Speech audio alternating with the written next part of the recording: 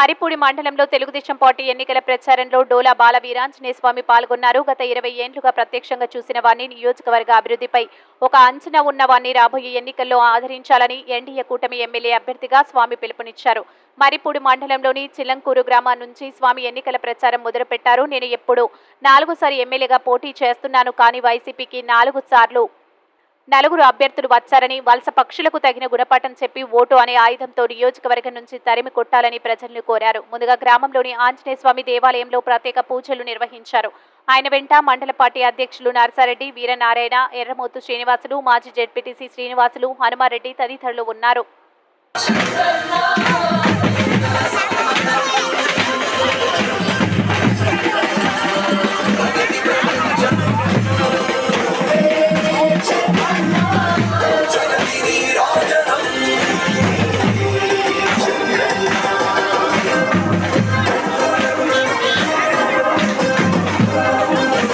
గ్రామాల అభివృద్ధి ఆ రోజు పెద్ద దామచల్ నాయన గారు ఉన్నప్పుడు చేసాం.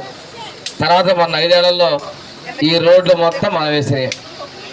చర్చి అప్పుడు పెద్ద ఎలా కట్టింది. తర్వాత కాలువలో పాత తప్పితే కొత్తగా వీళ్ళు ఒక కాలువ గట్ల మిగిలిపోయిన కొర రోడ్లు కూడా ఇలా అభివృద్ధి అనేది తెలుగుదేశం పార్టీలో చేశారు.